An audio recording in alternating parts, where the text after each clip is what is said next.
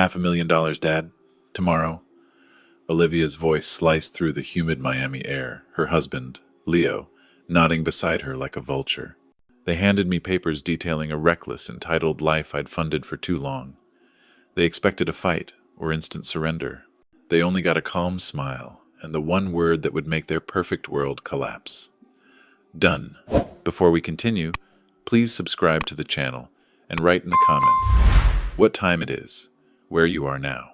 The doorbell rang 3 times, each chime more insistent than the last, cutting through the humid Miami air.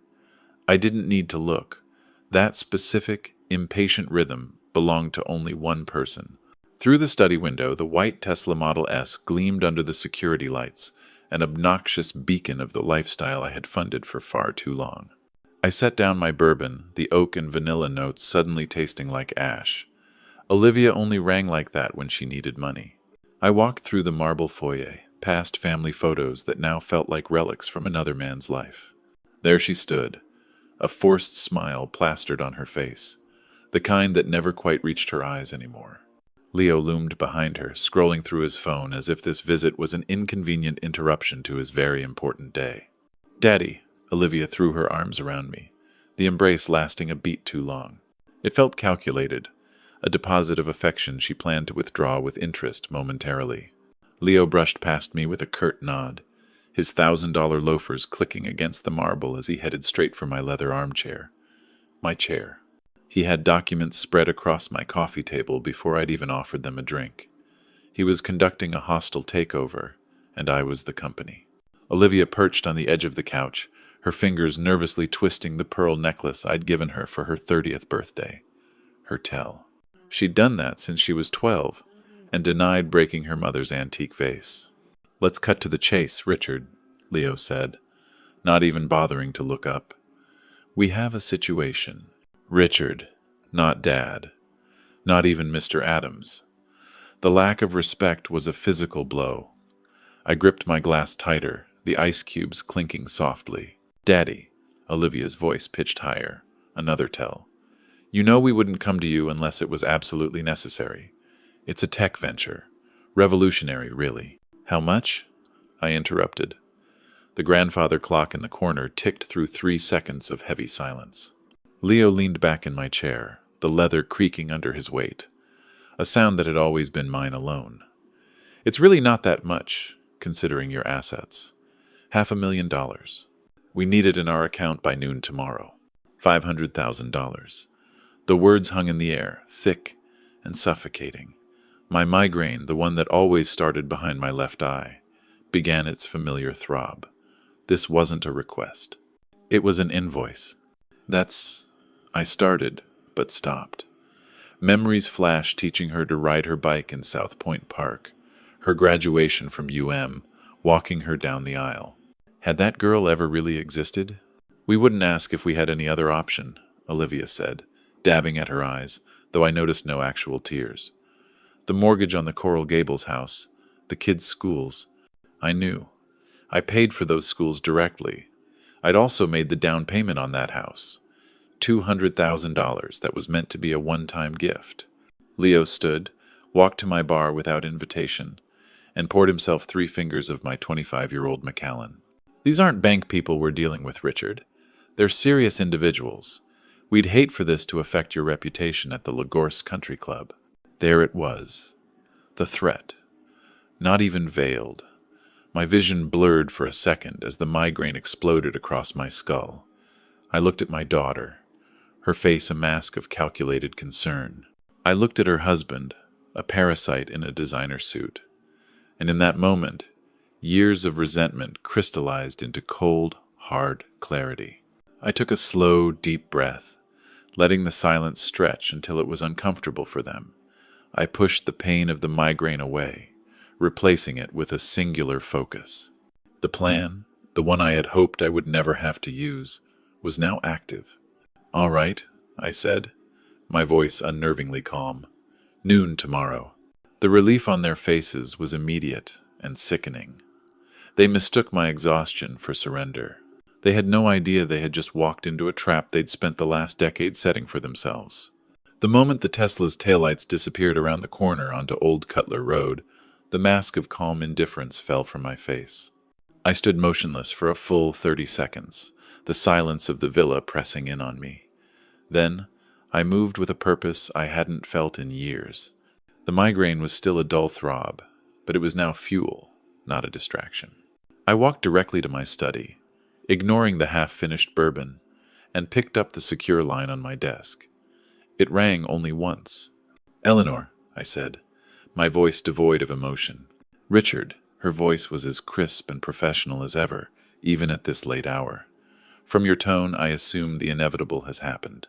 "They crossed the line," I confirmed. The threat was explicit this time. "It's time. Execute the Miami Protocol." There was a soft rustle of papers on her end, the sound of preparation meeting opportunity. "All documents are queued, Richard. The property transfer reversion, the account freezes, the credit card suspensions. They just need your final verbal authorization, which you have just given me. It will all be actioned between midnight tonight and 7 a.m. tomorrow." "Good," I said. "Thank you, Eleanor, for everything." "It's about time you chose yourself, Richard," she replied, a rare hint of warmth in her voice before the line went dead. With that confirmation, a weight I didn't even realize I was carrying began to lift. This wasn't just a reaction, it was an extraction. I turned to the large oak bookshelf that dominated one wall of my study. To any guest, it was just a collection of first edition novels and business theory books. But I knew better. I ran my hand along the spine of a worn copy of The Wealth of Nations, pressed a specific point, and a section of the shelf clicked open, revealing a steel safe. The combination was my father's birthday, a number Olivia had never bothered to learn. The heavy door swung open, revealing not cash or jewelry, but something far more valuable: the truth. It was a library of their deceit, meticulously organized in labeled folders. My hand trembled slightly as I pulled them out, one by one. Leo, failed startup Hasson, $150,000 loan. Leo, crypto investment, $80,000 loan. Olivia, wedding costs, overrun, $100,000 gift.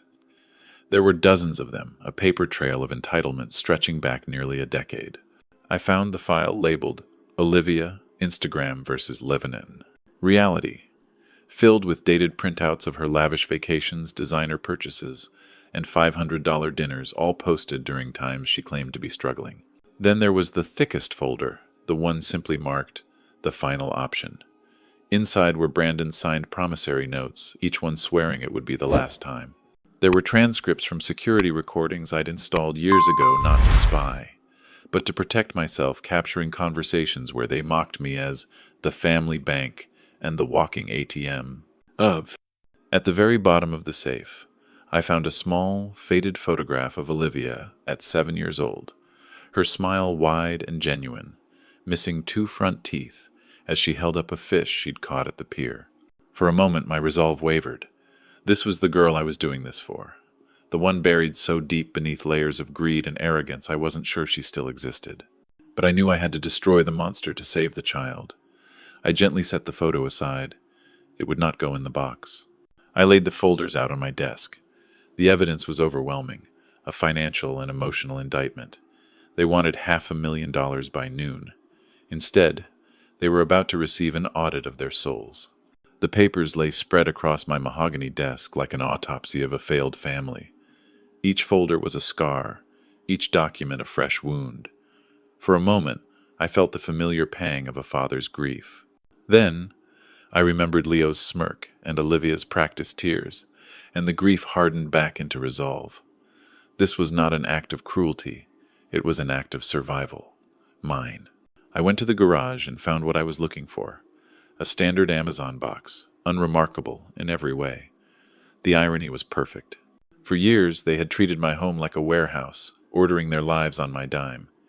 It was only fitting that their reckoning would arrive in the same packaging. Back in my study, I began to assemble the contents with the precision of a surgeon. This had to be done in a specific order, each layer designed to dismantle their illusions piece by piece. First, at the very bottom, I placed the deed to their Coral Gables house. I had highlighted the section that clearly listed me, Richard Adams, as the sole proprietor of the trust that owned it. They had never bothered to read past the second page when they signed the papers years ago. They just saw a house and assumed it was theirs. Next came the financial history. I had spiral-bound it myself. 87 pages detailing every wire transfer, every bailed-out credit card, every loan for Leo's doomed ventures. The final page was a summary sheet, the bottom line written in bold red ink. $1,347,000. I had printed it on heavy cardstock. I wanted them to feel the physical weight of their dependency.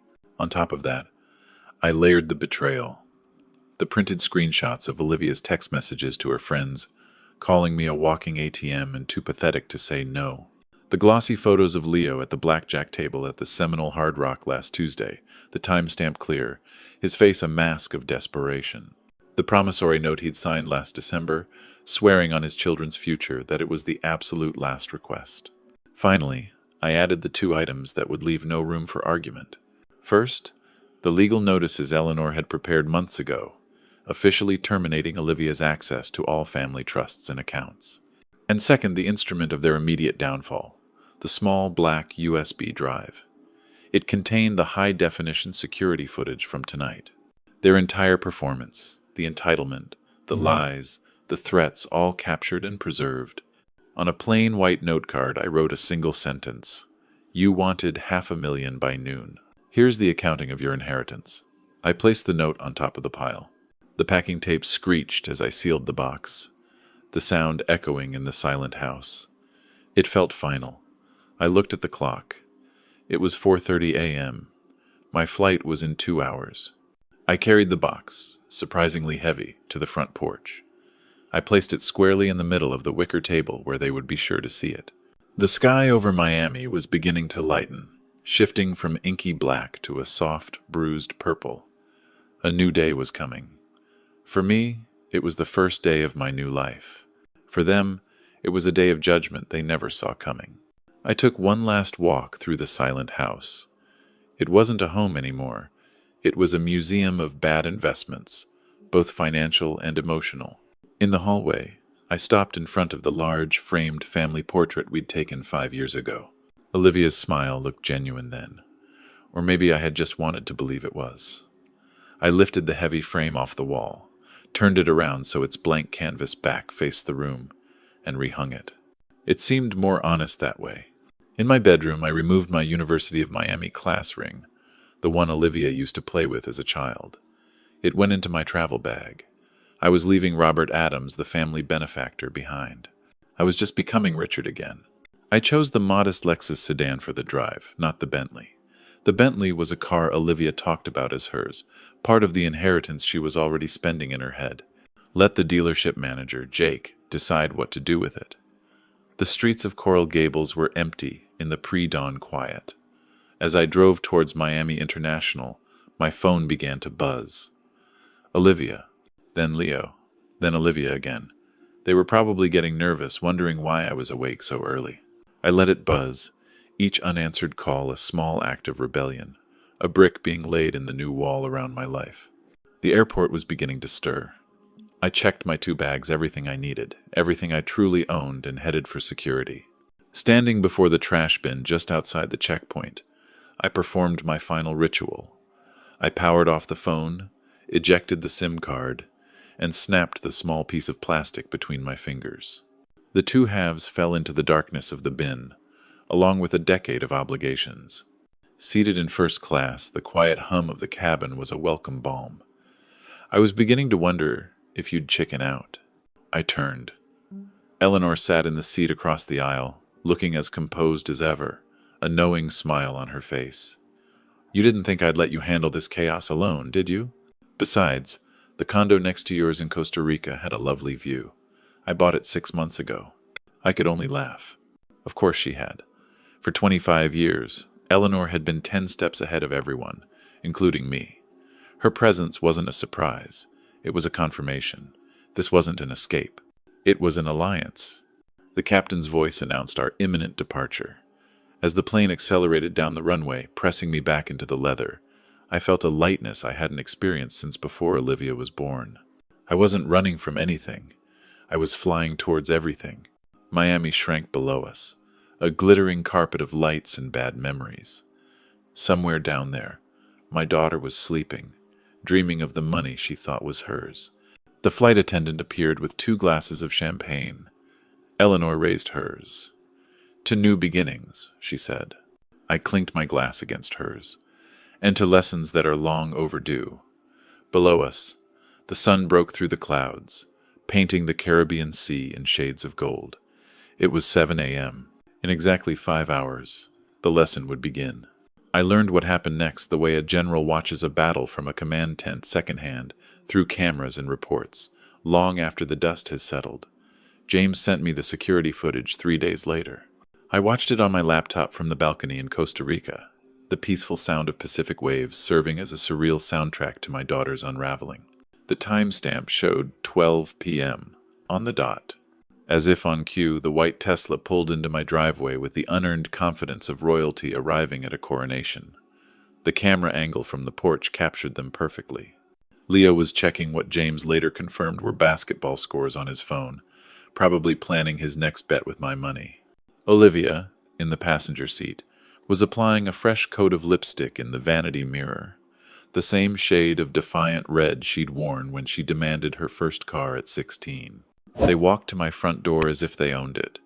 Leo even carried an empty Hermes briefcase, $12,000 retail, purchased with a loan from January, ready to be filled with cash that would never come. At 12 hours, 16 minutes, and 45 seconds, Olivia pressed the doorbell. Not the demanding triple ring from the night before, just a single, expectant chime. She waited exactly 10 seconds, a small, smug smile on her face. Then she rang again, holding it longer this time. "His car's gone." The microphone picked up her voice, tinged with annoyance. "So what? He has 5. Leo's dismissive tone carried across the perfectly manicured lawn. He cupped his hands against the side window, peering into the dark kitchen. Lights are on timers. "Maybe he went to the bank to get the cash. You said noon. It's barely past." At 12:18, they tried the door. The footage showed Olivia fumbling with her key, a flicker of confusion crossing her face as it failed to turn. "He must have changed the locks," she said, her voice a mixture of disbelief and indignation. The idea that she could be locked out of this house was clearly something that had never occurred to her. It was Leo who spotted the box at 12:20. Just a plain Amazon package on the porch table, unremarkable except for Olivia's name written in my distinct black Sharpie across the top. She approached it casually, a slight frown on her face. "Is this supposed to be some kind of apology gift?" she muttered, tearing at the tape with her manicured nails. The first document she pulled out was the deed to her house. The high-definition camera captured the sequence of emotions on her face like a time-lapse of rotting fruit. First, confusion as she scanned the familiar address. Then, disbelief as her eyes found the owner's name. Finally, a wave of pure, unadulterated horror washed over her features, her skin turning pale beneath the expensive Miami tan. The smug smile of a moment ago was gone, replaced by a slack-jawed gape. The paper slipped from her trembling fingers. Before it could touch the ground, Leo snatched it out of the air. "What is this? What the hell does it mean? In trust of Richard Adams." He snarled, his own confidence beginning to crack. The first domino had fallen. On my laptop screen, I watched Leo's face contort as he read the deed, his knuckles turning white. "This is impossible," he stammered, his voice thin. "It has to be a mistake, a scare tactic." But the legal jargon was undeniable, and the tremor in his hands betrayed his bravado. Still in a daze, Olivia reached back into the box. Her hand came out with the spiral-bound document I had so carefully prepared. She opened it to the last page, to the summary sheet. Her eyes scanned the columns of figures, and a small strangled gasp escaped her lips. 1.3 million? She whispered. No, that can't be right." Leo snatched it from her. As his eyes absorbed the total, the last vestiges of his arrogance evaporated, replaced by raw panic. What is this, Olivia? What have you been telling him? Before she could answer, her trembling hands pulled out the next layer. The glossy photos. The first one showed Leo at the Seminole Hard Rock Casino, a pile of chips in front of him, the timestamp from last Tuesday clearly visible. His face went ashen. "You've been gambling again." Olivia's voice was a venomous whisper. It was just stress relief. He shot back, his eyes darting around as if looking for an escape route. "Stress from your constant spending." He threw the photos down, and they scattered across the porch, revealing the next layer of evidence. The printed text messages. "Dad's too pathetic to say no. He'll cave. He always does." Leo read the words aloud, his voice dripping with sarcastic fury. "Pathetic? Is that what you told me? That he was a soft touch? You were the one who told me to say whatever it took." She screamed back, the facade of their partnership crumbling in real time, as if orchestrated by a master playwright. At that exact moment, 12 hours, 23 minutes, and 17 seconds on the timestamp, Olivia's phone buzzed. A notification from Chase Bank lit up the screen. Transaction declined. Then another from American Express. Card suspended. One by one, the lifelines to my fortune were severed, the notifications pinging in a relentless death knell to their lavish world. In his frantic search for an explanation, Leo's hand found the last item in the box, the small, black USB drive. With trembling fingers, he plugged it into his phone. And then, their own voices from the previous night filled the air, tinny but clear. "Hate for this to affect your reputation at the Lagorce Country Club. Just take whatever he gives you. He's too pathetic to say no." Hearing their own treachery played back to them was the final breaking blow. Leo let out a guttural roar of pure rage. He grabbed his $12,000 briefcase and hurled it at my front door. The expensive leather split, the handle breaking off and skittering across the concrete. "This is your fault," he shrieked at Olivia, his face a mask of primal fury. "You and your pathetic father!" He didn't wait for a reply. He stormed to the Tesla, leaving Olivia standing alone amidst the scattered paper ruins of their life. The tires screeched as he peeled out of the driveway, leaving a black scar on the pristine pavement. The camera zoomed in on Olivia's face. The performative tears were gone. In their place were the raw, ugly, heaving sobs of someone who had just lost everything and was finally realizing she had been the architect of her own destruction. I watched on the footage as the automatic sprinklers on the lawn hissed to life, their indifferent spray startling Olivia from her catatonic state. She scrambled up, drenched and disheveled, the scattered papers clinging to her wet designer dress. That, I thought, was the baptism into her new life, a cold, hard splash of reality. The next few hours of her life, pieced together from call logs and financial records James later compiled, were a masterclass in desperation. She drove aimlessly for a while, her hands shaking on the steering wheel of the Tesla. Her first call was to the bank. I could almost hear the cold, professional voice on the other end informing her that Mr. Adams had frozen all joint accounts. Her access was denied. Her next calls were to her so-called friends, the socialites she hosted at charity galas and brunched with at the Biltmore. The responses were a predictable chorus of evasions. One was suddenly boarding a flight to Aspen. Another had a sick child. All of them offered empty sympathies before quickly ending the call. The social ladder she had so carefully climbed was revealed to be made of smoke. Defeated, she drove back to the Coral Gables house, the one she now knew was never hers. Taped to the gleaming front door was a formal eviction notice. Eleanor's efficiency was remarkable. The notice gave her 48 hours to vacate the premises. The raw, primal need for cash finally set in. The footage from a pawn shop on the less glamorous side of town was grainy, but Olivia's humiliation was crystal clear. I watched as she slid her collection of designer handbags across the grimy counter. Bags worth $30,000. The pawnbroker offered her 3. She argued, then pleaded, then finally accepted the crumpled bills. Next went her jewelry, including the pearl necklace I had given her. Each transaction was a small death, a shedding of the person she used to be. With a few $1,000s in her pocket, enough for a motel room and food for a week, maybe 2, the terrifying reality of the future dawned on her. She needed an income. The final recording James sent me was from an HR office. It was a montage of failure. We see her sitting in sterile waiting rooms, her 10-year resume gap a glaring red flag to every potential employer. An interior design firm told her she lacked recent experience. A luxury boutique said she was not a good fit for their current team culture.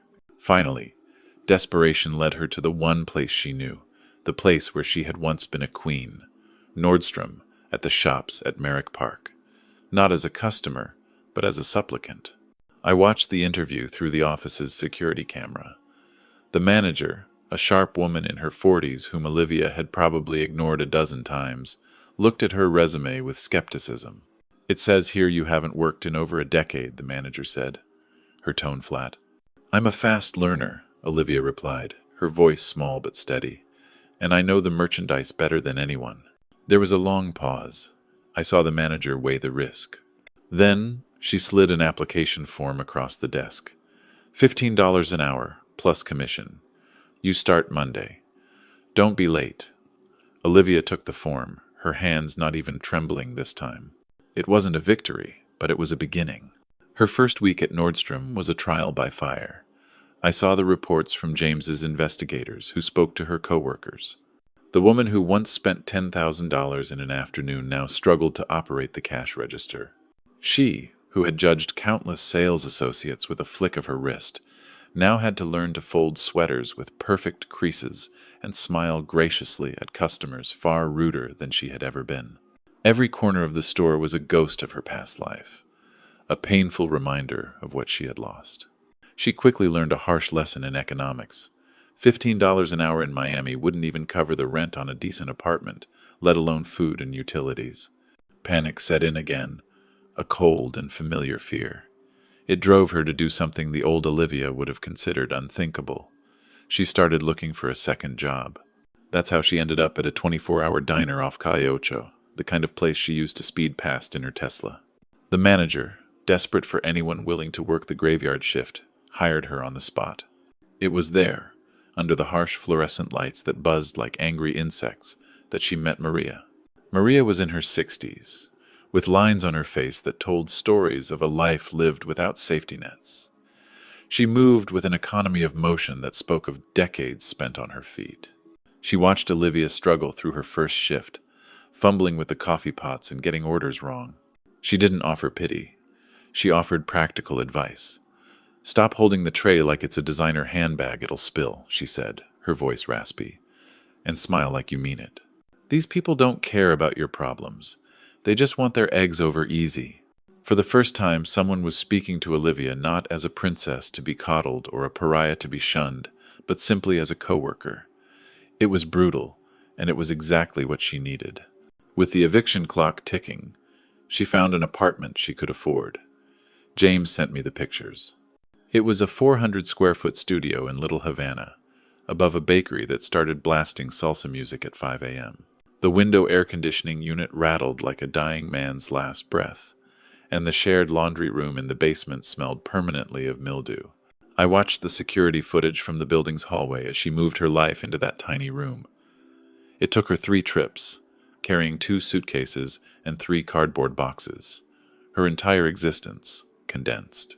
The last box was open, and from it she pulled the one item she had saved from her old life, aside from the clothes on her back. It was the framed photo of the 2 of us at her University of Miami graduation. She looked so proud in the picture, so full of promise. I looked so proud of her.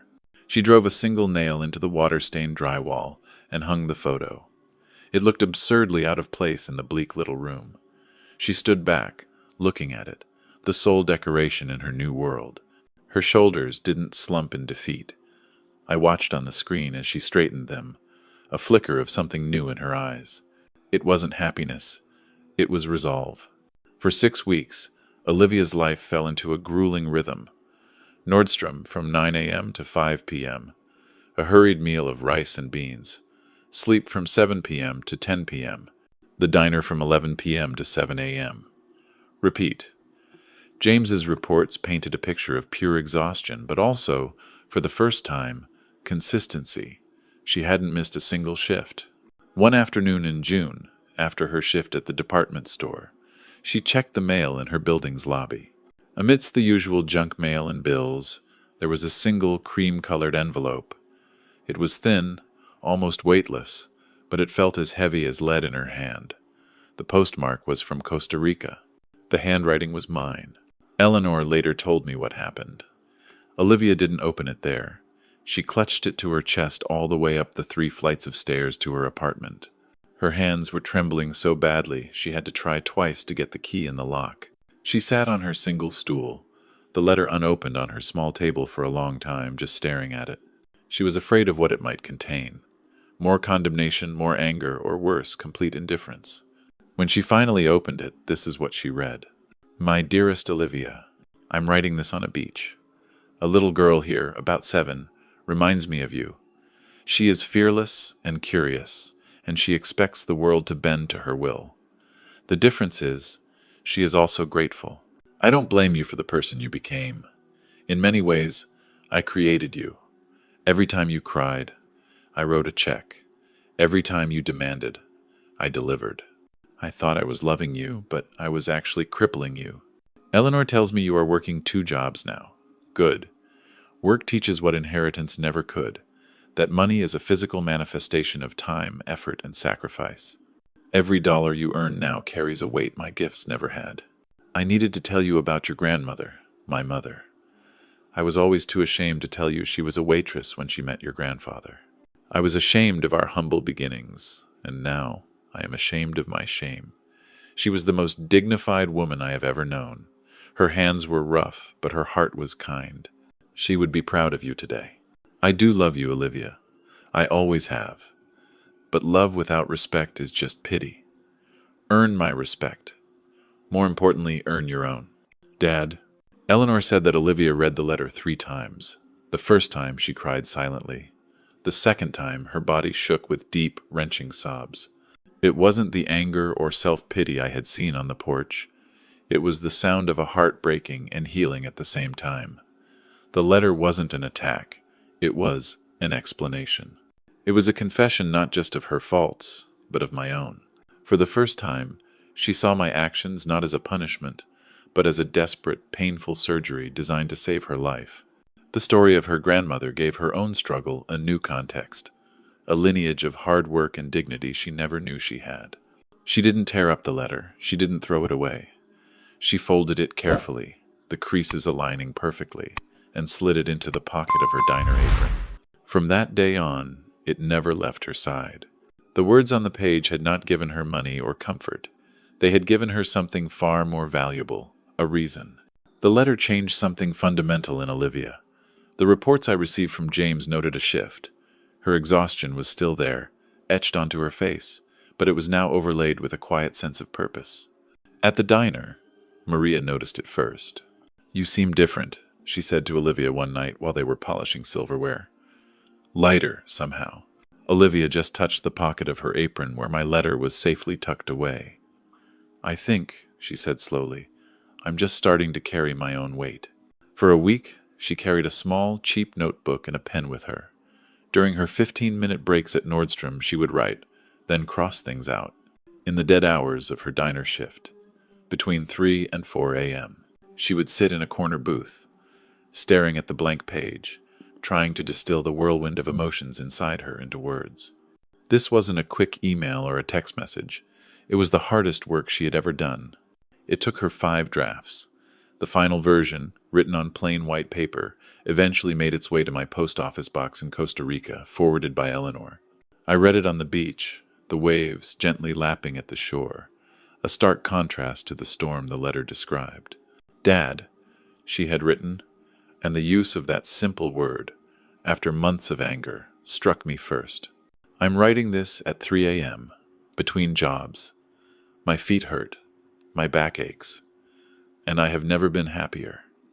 Not the happy of champagne and shopping sprees, the happy of earning this sandwich I'm eating, the happy of a customer at Nordstrom asking for me by name, the happy of paying my own rent on time. I was so angry when you left. How dare you abandon me? Now I understand. You didn't abandon me. You freed me. You freed me from the person we had both allowed me to become. Brandon is gone. Good riddance. He was a mirror, reflecting my own worst qualities back at me. We were two parasites feeding off your generosity. When the host disappeared, we had nothing left to sustain us. I don't want your money anymore. I mean that. I need to figure this out on my own. I want to build a life, not just have one handed to me. Come home when you are ready. Not to save me, but just to see me. The real me. The one who was buried under all the designer labels and demands. P.S. I kept one thing from my old life. The photo of us at my graduation. You looked so proud. I want to earn that look again. I finished reading and folded the letter, my own hands trembling now. Eleanor, reading beside me, put a gentle hand on my arm. She gets it, Richard, she said softly. Getting it and living it are two different things, I replied, my voice thick. Yes, Eleanor agreed. But she has finally started. I looked out at the endless ocean. For 5 months, I had been the one who was free. But reading her letter, understanding the depth of her transformation, I realized that my own freedom wouldn't be complete until I could look my daughter in the eye and see the woman her grandmother would have been proud of, the woman I could be proud of again. The journey was no longer just mine. It was now, finally, ours. I landed at Miami International at 10 a.m. on August 15th, 5 months to the day since I had left. The blast of familiar heat and humidity that hit me as I exited the terminal felt different this time. It wasn't oppressive, it just was.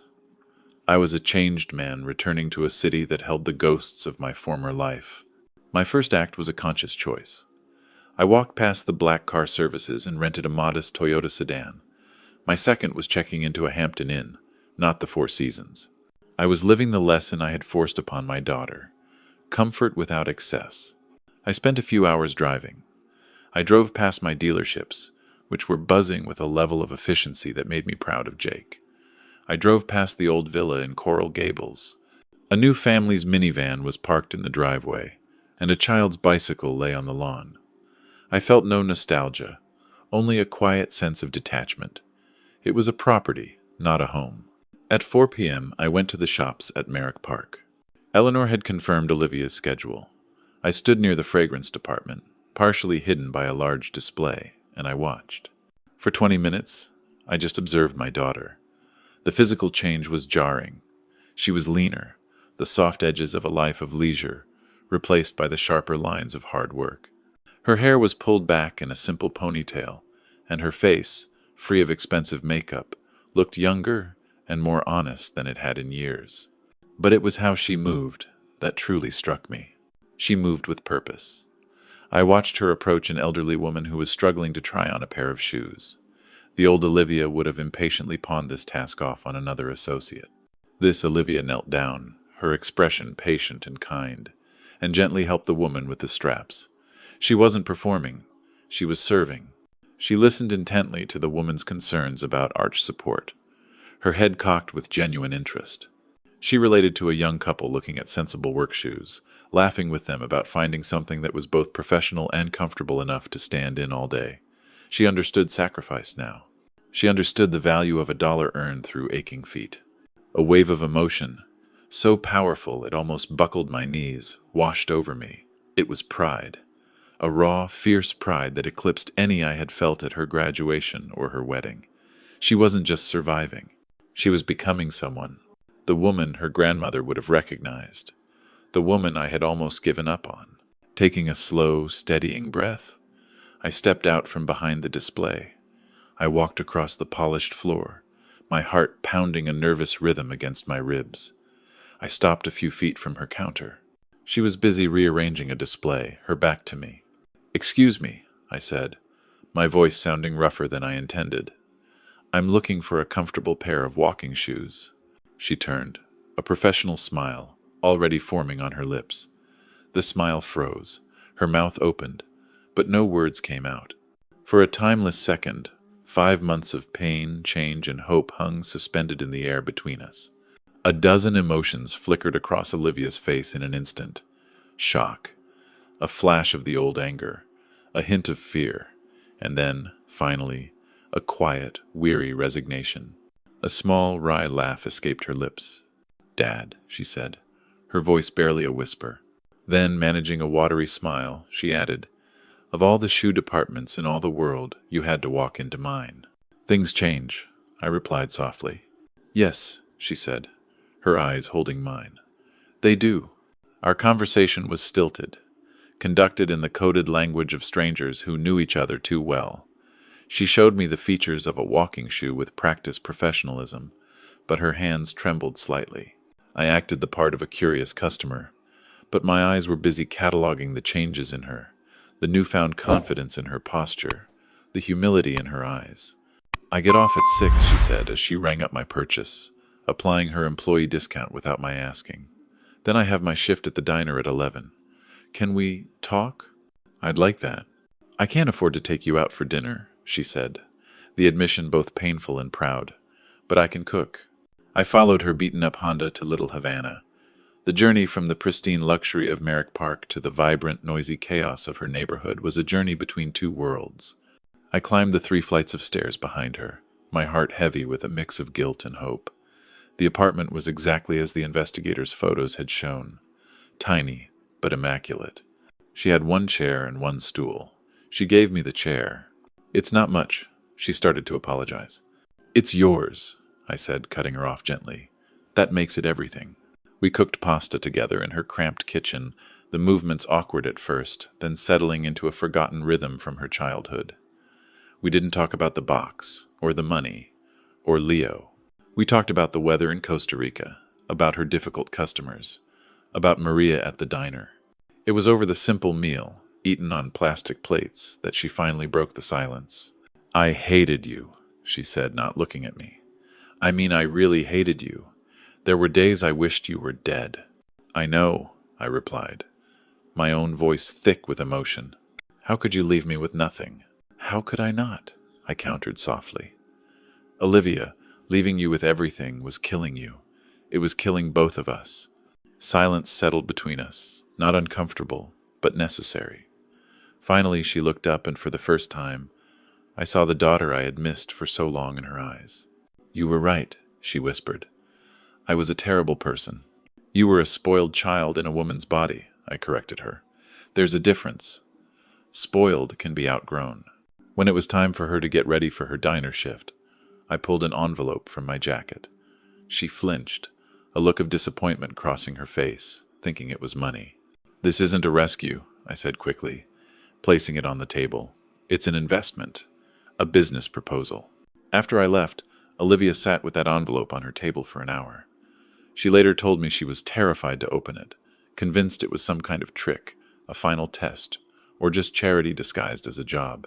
The old Olivia would have seen it as her due. The new Olivia was wary of anything she hadn't earned herself. But she kept her promise. The next day, during her break at Nordstrom, she read the contract. She read it again that night before her shift at the diner, and a third time in the pre-dawn quiet after she got home. It wasn't a handout.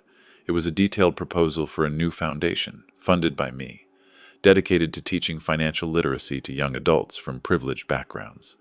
The curriculum's focus: bridging the gap between inherited wealth and real-world wisdom. Her proposed title was Program Director. Her primary role was to use her own painful story as a case study, a living testament to the cost of not knowing. The salary was fair, enough to live on comfortably but not lavishly. It was less than her old monthly allowance for clothes. And then there were the clauses that proved this was real. Performance reviews every 6 months. Clear, measurable goals. And the line I had insisted on: failure to meet these goals will result in termination of employment, regardless of familial relationship. This wasn't pity. This was respect. It was the first time in her adult life I had offered her a responsibility instead of a rescue. I wasn't giving her fish. I was offering to hire her to teach others how to fish, because she now intimately understood the pain of starving. She called me the next afternoon. Her voice was different from the night before. The emotional vulnerability was gone, replaced by a calm professionalism. "Dad, I've read the contract," she said, 3 times. "And?" I held my breath. "I accept," she said, "on one condition." I was taken aback. "A condition? What is it?" "I'll take the job, and I'll give it everything I have," she stated. "But I'm keeping my weekend shifts at the diner for the next 6 months." I was silent, trying to understand. "I need to," she explained, her voice firm. "I need a backup plan that I built myself. I need to know that if this doesn't work out, I can still stand on my own 2 feet. I'm never going to be helpless again." A profound wave of pride washed over me, so strong it brought tears to my eyes. This was the result of the lesson. This caution, this practicality, this fierce independence. It was worth more than every dollar I had ever spent on her. "That," I said, my voice thick, "is the smartest thing I've ever heard you say.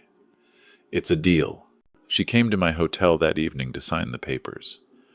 After her signature was on the dotted line, she looked up at me, and for the first time since she was a little girl, she hugged me. It wasn't the calculated embrace of the daughter who wanted something. It was the genuine, heartfelt hug of a woman who had finally found herself. In that moment, I knew I had my daughter back. 1 year later, I found myself sitting in the back of an auditorium at the University of Miami, a place filled with ghosts of a different time. But I wasn't there for a fundraiser or a board meeting. I was just a face in the crowd, watching my daughter on stage. She wasn't the timid girl I had met in the shoe department, nor the arrogant princess who had demanded $500,000. The woman at the podium was someone new entirely. She was poised, articulate, and radiated an honesty that was utterly captivating. She was giving a keynote address for the university's new financial literacy program, a program she had helped design. Her first workshop, held in a small community center, had only 12 attendees. She had been terrified, her voice shaking as she recounted her own story of entitlement and ruin. But her vulnerability was her strength. Word of mouth spread like wildfire. The daughter of a tycoon who lost it all and was now teaching others how not to make her mistakes. It was a powerful narrative. Soon, she was speaking at other colleges, then at corporate retreats for the children of wealthy executives. She had found her calling not in spending money, but in teaching its true value. True to her word, she had kept her weekend shifts at the diner for 6 months, not because she needed the money, but because, as she told me, she needed the reminder. She needed to feel the ache in her feet to remember how far she had come. Maria, her old mentor, had become one of her closest friends. I learned through Eleanor that Leo had been spotted working at a car rental agency in Cancun, having reportedly married a wealthy widow. The cycle of parasitism was beginning anew for him. It was a sad, pathetic footnote to a story that was no longer about him. After a year of diligent work and frugal living, Olivia called me one evening, her voice buzzing with an excitement I hadn't heard in years. "Dad, I did it," she said. "I bought a place." It was a small 2-bedroom condo in a respectable but not extravagant neighborhood. She had used her own savings from her salary to make the down payment. She had never even touched the savings bond her mother and I had left for her. That, she said, was for her own children's future, not a rescue for her past. On stage, she concluded her speech. "The greatest inheritance my father ever gave me," she said to the silent, attentive crowd, "was nothing. Because in that nothing, I was forced to find everything myself." The auditorium erupted in applause. She scanned the crowd, and for a moment, our eyes met across the expanse. She gave me a small, private smile, not of a daughter seeking approval, but of a partner sharing a victory. I smiled back, my heart swelling with a pride so profound it almost hurt. The money, the businesses, the villa, they were all just things. This, the woman my daughter had become, this was my true legacy. That Thanksgiving, the scent of roasted turkey didn't fill a cavernous villa in Coral Gables. Instead, it filled the warm, cozy space of Olivia's 2-bedroom condo. It was a modest gathering. There was me, Eleanor, and, at Olivia's insistence, Maria from the diner, who had become a second mother to her. This was our new family, forged not by blood ties alone, but by shared respect and genuine affection. We sat around her simple wooden dining table, a piece of furniture she had bought secondhand and refinished herself. There were no crystal glasses or fine china, just mismatched plates and the sound of easy laughter. Olivia, looking radiant in a simple dress, stood to raise her glass. She wasn't holding champagne, but sparkling cider, as she had an early shift the next morning for the holiday rush at Nordstrom, a job she kept on weekends to stay grounded. "I want to make a toast," she said, her voice clear and steady, "to second chances, to hard lessons, and to the families we lose, and the ones we are lucky enough to find again." We all raised our glasses. Eleanor and Maria were smiling through tears. I just watched my daughter. My heart ached with a love so pure it felt brand new. Later, while Eleanor and Maria were laughing over old stories in the living room, Olivia and I stood on her small balcony, looking out at the city lights. "Thank you, Dad," she said quietly. "For what?" I asked. "For the job?" She shook her head, a gentle smile playing on her lips. "For firing me from the job of being your daughter, so I could finally learn how to be myself." She looked at me, her eyes clear and full of a wisdom that only comes from walking through fire. "The greatest inheritance you ever gave me was the chance to save myself." Her words settled deep within me, the final, perfect piece of a puzzle I had spent years trying to solve. For decades, I had measured my success in profit margins, dealership expansions, and the rising value of my stock portfolio. I had spent a lifetime building a fortune, thinking that was the legacy I would leave behind. I was wrong. Looking at the strong, independent, and compassionate woman my daughter had become, I understood. My true legacy wasn't in a bank vault. It was standing right here beside me. The fortune I had spent my life building was nothing compared to the wealth I felt in that moment, the immeasurable richness of a daughter's earned respect, and the profound peace of knowing that sometimes the greatest act of love is to let go. Richard and Olivia's story reminds us of a profound truth. A true legacy isn't what we give to others, but the strength we help them find within themselves. Sometimes, the greatest act of love isn't shielding someone from the storm, but trusting that they are strong enough to walk through it. Wealth is not measured by a bank balance, but by the resilience of one's character. And it is never too late to rewrite your own story, to find worth not in what you are given, but in the self-respect you earn with your own two hands. Their journey took us from the cold halls of a luxurious mansion to the warmth of a humble apartment, from a relationship built on demands to a connection forged in respect. We witnessed a father who reclaimed himself, and a daughter who found her soul. It's a reminder that even from the ashes of total collapse, a new, more authentic life can be rebuilt. If Olivia's journey from ruin to redemption resonated with you, let us know. We all face difficult choices about when to protect our loved ones and when to let them stand on their own. What would you have done in Richard's place? Share your thoughts in the comments below. And don't forget to like and subscribe for more meaningful stories about the complexities of family and the power of a second chance.